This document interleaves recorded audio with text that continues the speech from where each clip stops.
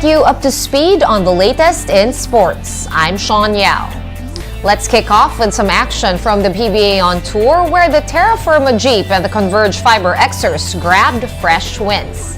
The details in this report. The Terra Firma Jeep and Meralco Bolts were involved in a close game in the continuation of the PBA on tour. After a tight first half, Terra Firma zoomed into an 11-point lead in the third quarter. Meralco came right back in the game in the fourth quarter and even had the lead at 1 point. But in the end, the Jeep made consecutive defensive stops that got them back the upper hand and eventually the win. Final score 102-107 for Terra Firma. Team captain Eric Camson led the way with 30 points and 9 rebounds for the Jeep. As a kuya dito sa team ko, kailangan kong maging good role model sa mga mas bata sa akin. So, hindi ko naman hinahanap yung score. And then, syempre, si Wami talaga yung main gunner namin. So, thanks God, nagkaroon ako ng opportunity, binigay sa akin to. So, thanks na na-deliver ko naman yung GP. The second game between the Converge Fiber Xers and San Miguel Beermen were equally competitive. San Miguel built a 16-point lead, which the Fiber Xers erased as they forced overtime. In the extra period, Jeric Balanza drained the game-winning layup to give Converge the victory. Final score 113-111 for Converge. Alex Stockton was the high point man for Converge with 23 points. Jericho Cruz, meanwhile, had 41 points, but it wasn't enough to toot San Miguel to the dub.